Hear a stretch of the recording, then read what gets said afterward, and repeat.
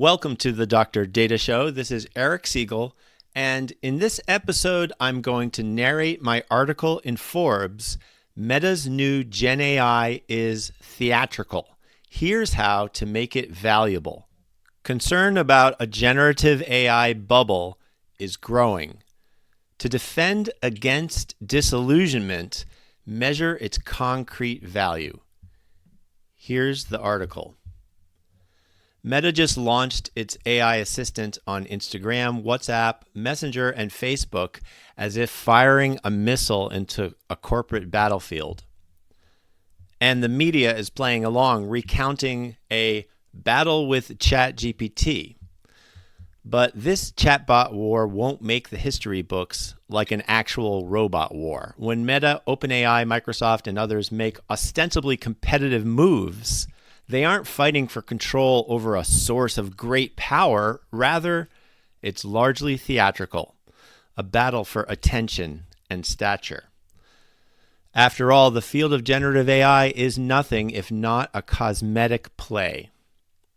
Instead of demonstrating concrete proven value, it mostly promotes itself with grand visions of limitless potential. But even though chatbots like Meta AI's assistant and ChatGPT are easier to use than other forms of AI, they're harder to use well, in a way that generates measurable value for an enterprise. Other kinds of AI may not enjoy the same degree of user-friendliness, but some, such as predictive AI, often deliver higher returns than GenAI.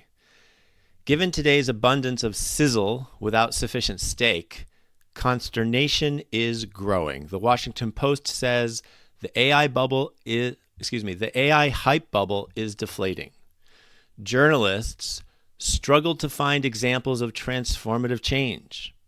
Investors perceive a backlash against GenAI's overpromises, and plenty of others agree.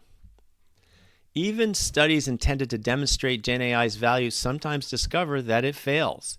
Stanford researchers, bullish on the technology, studied the productivity of teams using GenAI to work on business problems such as how to scale up B2B sales, and compared them to teams working without an AI assistant. Much to their surprise, the researchers found that using GenAI led to more average ideas, in part because most of the data it's trained on naturally reflects common inside-the-box thinking, and in part because humans using GenAI may overly trust it and put in less cognitive effort themselves. But these researchers remain bullish, suggesting new guidance for how best to use this technology. Benchmark GenAI to establish its concrete value. With GenAI, we don't usually know what its returns might be because GenAI projects simply neglect to benchmark.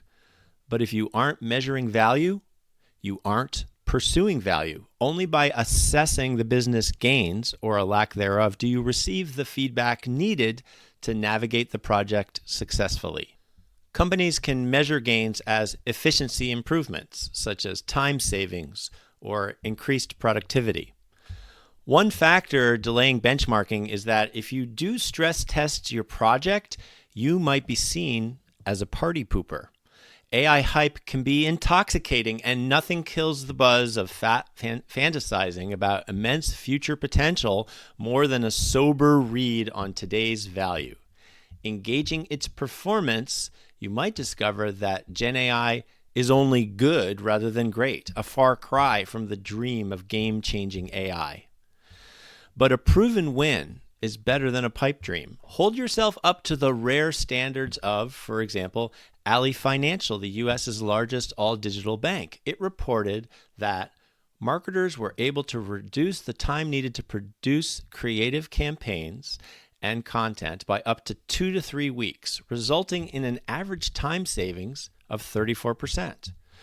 Or follow the lead of one uncommon Fortune 500 software firm studied by MIT Sloan. By using a conversational assistant, the company's customer support team increased the number of issues resolved per hour by 14%, and the increase was higher, 34%, for novice and low-skilled workers.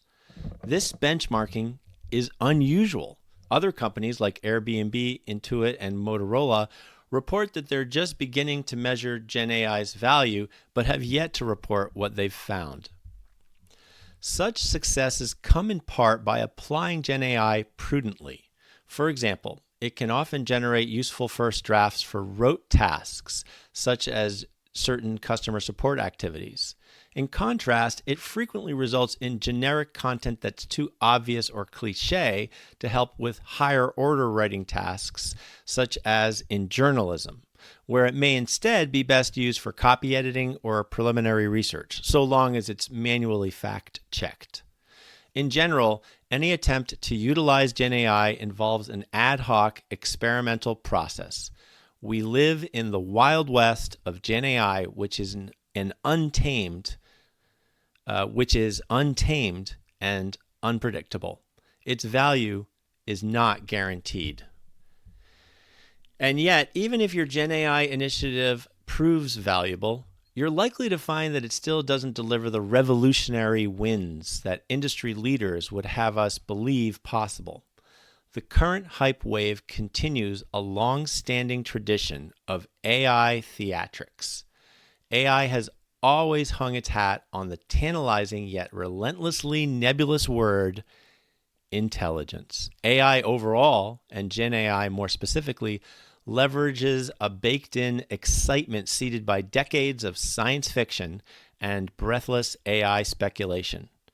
And GenAI offers an instant appeal that's arguably broader than that of any other technology. Anyone can intuitively interact with it in English or other languages, though critics say it should support more. But the often heard story that technology is well on its way to general human-level capabilities is unfounded. The best way to defend against GenAI disillusionment is to benchmark its business performance. Rather than indulging in the intoxicating narrative of machine intelligence, focus on credible use cases that deliver concrete value and measure that value to keep your projects on course. Thanks for listening.